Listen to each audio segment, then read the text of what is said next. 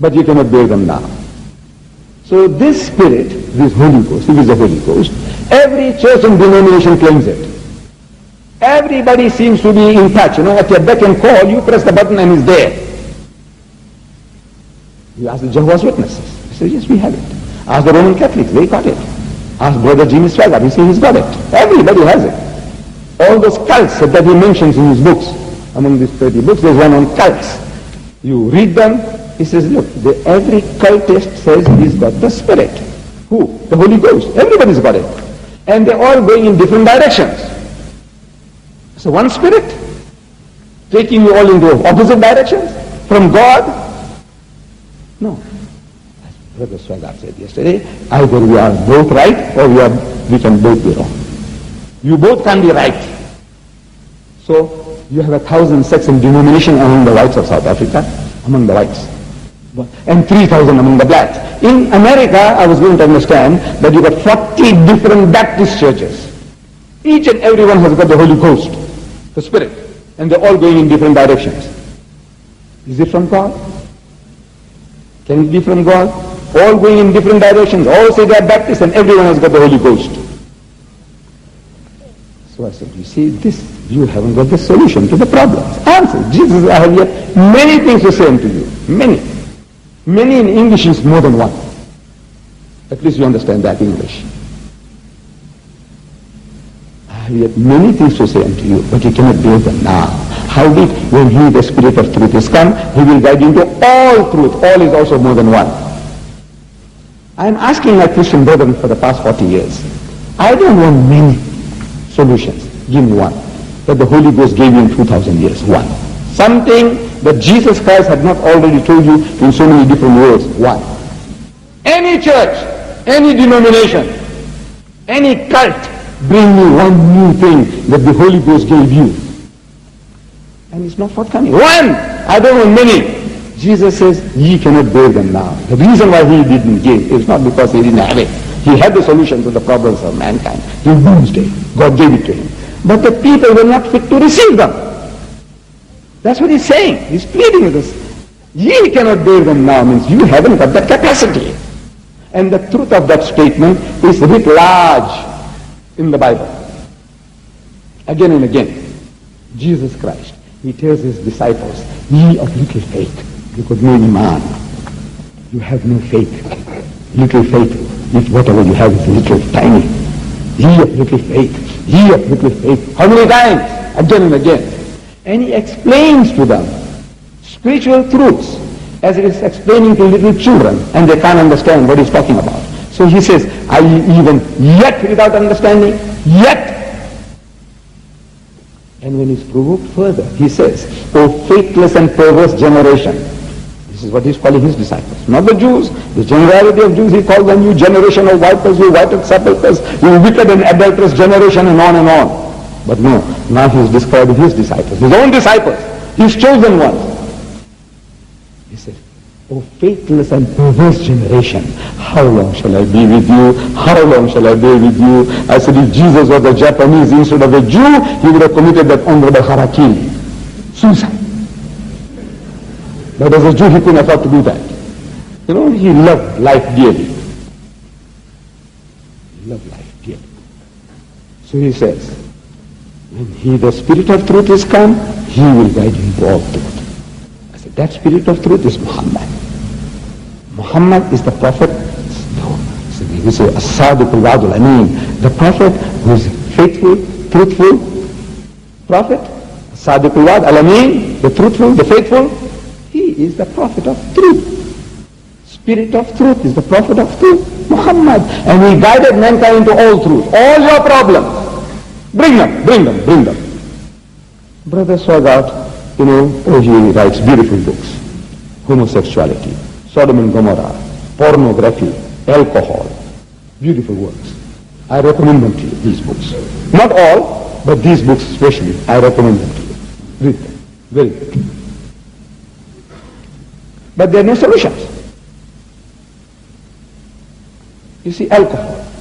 I dealt with it last night, I think, by the way. He says in this book, alcohol. He says 11 million drunkards in America. 11 million drunkards, he said. These are his terms. In my country, they don't call them drunkards. Especially the whites, you can't call them drunkards. They'll punch you on the jaw. You have to call them alcoholics. They're sick people. See, when you say drunkard, it's very, very pungent, strong. When you say drunkard, but when you say he's alcoholic, the person is sick. So he needs some treatment. 11 million, these are words of Brother Swaggart, drunkards in America, and 44 million heavy drinkers. And he says, to me, no difference between the two. To me, they are the same. Whether you call them drunkards or you call them heavy drinkers, to me they are the same. I say, MashaAllah. MashaAllah, praise be to God. We have such a brother who speaks like a Muslim. The only thing is, I said, look, go one step further. To solve your problem, you have to go a step further.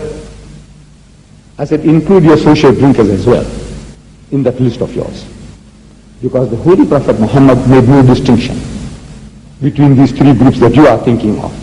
You know, you've got the drunkards, you've got the heavy drinkers, and you've got social drinkers.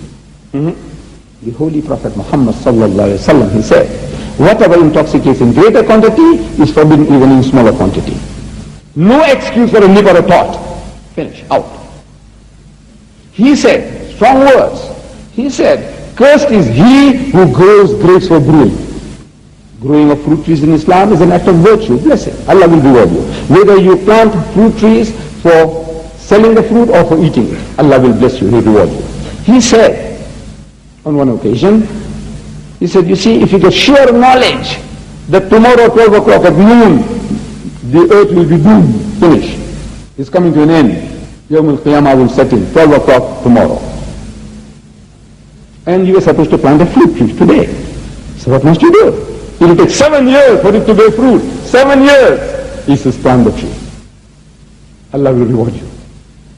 That mighty messenger of God, he said that if you plant grapes for the purpose of brewing, not for eating or selling, but for the purpose of brewing, like my place in the Cape, in South Africa, we have what is called the Mediterranean climate, and grapes grows beautifully there. That's the best wine growing country in that area. And you inherit 100 hectares of land, 200 acres of land. So what am I going to do? I said, plant grapes, the wine. I said, who's going to buy it? I said, don't worry, there's a winery there, there's a brewery there. Unlimited amount they are prepared to buy from you. I said, right. If you did that, the Prophet of Islam says, cursed is he who grows grapes for brewing. Cursed is he who crushes it. Cursed is he who bottles it. Cursed is he who sells it. And cursed is he who drinks it out. No, you have nothing, no truck with that stuff. This is Islam. And the solution to the problem is this, total abstinence, said the Prophet of Islam, on instruction from Allah, revelation of God in the Holy Quran. Ya ayyuhalladhina amanu, so you believe. Innamal khamru, most certainly intoxicants, wal maisiru, and gambling. In his book, one of the books is, the American public is spending $54 billion a year on gambling. Squandering. $54 billion